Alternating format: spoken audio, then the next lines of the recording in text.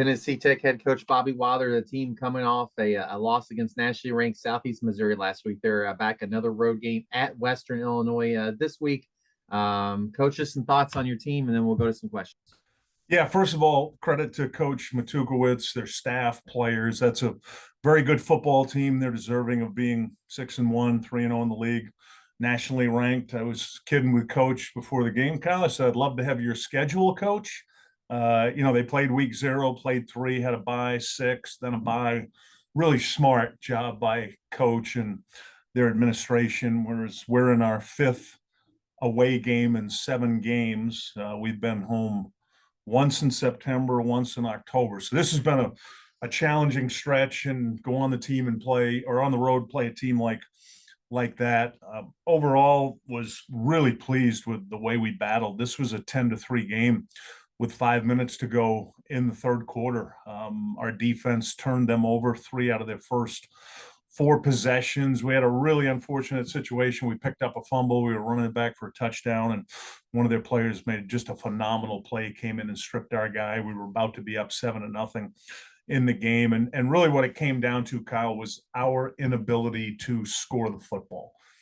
That's what it came down to. Their quarterback is excellent. I think Paxton DeLaurent is as good as anybody in the country at quarterback at FCS. I haven't seen all of them, but I've seen enough highlights. And then to see him in person, just so impressive with the football, how quick it comes out. They've got excellent players. So credit to Tuke and their staff for what they did. And I felt like we competed really hard in the game. Unfortunately, week 6, October 12th, we weren't ready to beat that football team. We're still in the process of becoming a good football team.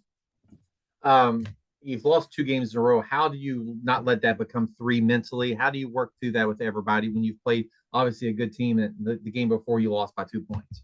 Predator or prey mentality.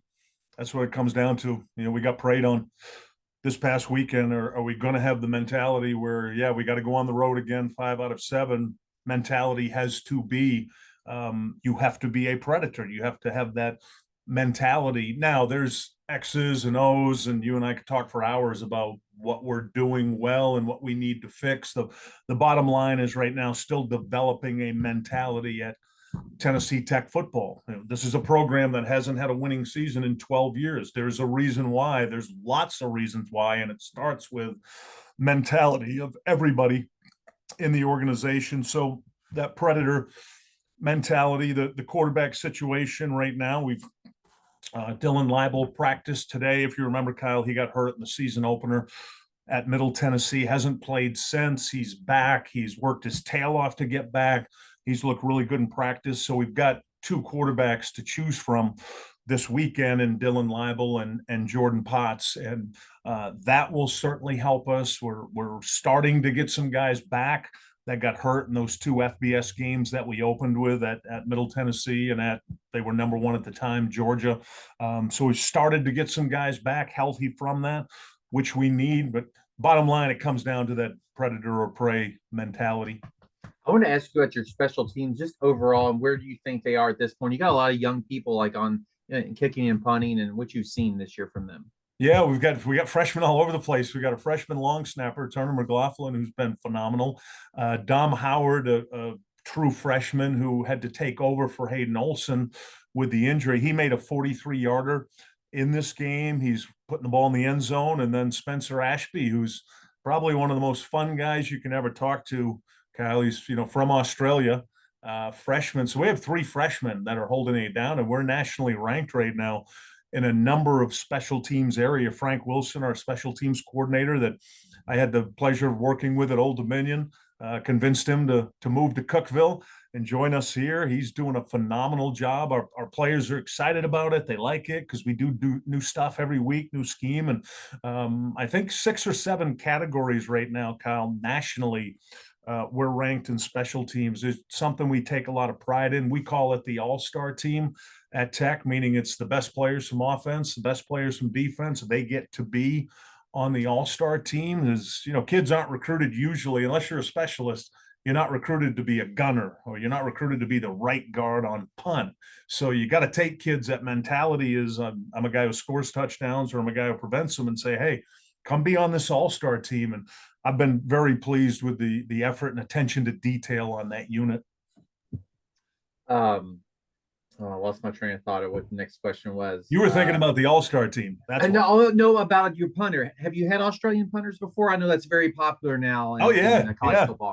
Yeah, I have had experience with Australian punters. Frank Wilson, who had a couple off the field roles at the University of Houston, North Carolina, recruited all conference players to be there. And Kyle, I like to joke with Frank. I say, you have to be in the Australian mafia to be able to get one of their punters. Like, you got to be in with that group that trains them in Australia. And I'm being serious when I say you have to have a good reputation in America, because they're trusting you to do everything that's got to go through immigration, help them with college, help them with their new life. They're going literally halfway around the world. So if you're not in the mafia, it's really hard to get an Australian punter. And Frank Wilson, our special teams coordinator, has such good relationships. He knows the process between immigration and enrollment in school and everything to help them with their life. So that's how we got this started. When I hired Frank in December, he called the mafia, and that's how we started to recruit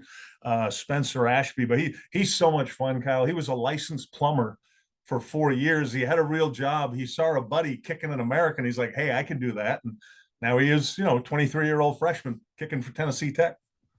What can you tell us about Western Illinois? Obviously, Coach Davis, and the connection. You're a connection to EIU, and he's been in the league as an offensive coordinator now his first year at Western. Right. Yeah, I'm really impressed with Coach Davis. I had the opportunity, as you mentioned, my son was playing at Eastern Illinois. He still is. Last year he was playing, and I wasn't that busy, didn't have a job. So I went out and spent 9 days at one time, and Coach Wilkerson and Coach Davis were nice enough to let me come in, meet with them. So I really got a good look under the hood of his operation, what he does. I'm super impressed with him schematically. He's a really sharp guy. I'm not surprised he's getting that going there. I'm not surprised he's already got a couple wins. I don't know. Can you see Drago trying to eat my shirt, Kyle? Drago, come on, don't eat the shirt. What a brutal schedule, though, Kyle. Look who they opened with. I mean, Northern Illinois, who beat Notre Dame. Then they play Indiana, who's 6-0, 16 in the nation, and then go to Illinois State, who's a good Missouri Valley team. So Coach Davis had an incredibly hard start. He held it together, put a couple wins. So not surprised he's doing well. Excited to coach against him because he's very good schematically. And you can see what they're trying to do, what we're doing, Kyle. They're trying to introduce winning football, play good scheme, focus on what you do well. He calls a good game through his quarterback. His quarterback's got really good numbers, a couple good receivers, running backs. So I'm not surprised that he's doing well there, and I expect he'll build a good program at Western Illinois. Is there a key to the game, like your offense versus their defense, et cetera? Yeah, for us, Cal, we got to score some points. We only put 20 on the board. South Carolina State, we only scored 3 this week. We got to score the ball on offense. We're playing exceptional defense. We're turning people over, even though we've given up passing yards the last couple of weeks. We've been turning people over, and we've been impacting the field on special teams. We got to score some points. So it really, in my mind, thinking about Tennessee Tech, we have to get going offensively. We want to be a run, play action, pass team, establish that, and then, throw the ball from there. But that's how I see it from our standpoint. We have to do a good job scoring the ball on offense, and these guys play good defense, so it's going to be a challenge. Last thing, it's more like you're bundled up. It's more football weather like out now, right? Is that a good thing? You noticed it was 35 degrees at 5 a.m. this morning when I went out in my backyard with my coffee. It's a little chilly on the plateau, Kyle, as we're seeing now. But, it's getting up in the 50s during the day here. This reminds me so much of Maine, where this time of year you could be mid-30s in the morning, and then it's going to be 60 degrees during the day. So looks like the weather's going to be nice out there. We're a little chilly. Drogo did not want to go out without his coat on this morning. He wasn't real excited, Kyle. He's over there asleep in the chair now. Well, Coach, we always appreciate your candor and your comments each week. So best of luck on this road trip, and we'll talk to you again next week. Yeah, you got it, Kyle. Good talking to you, buddy. Have a good one.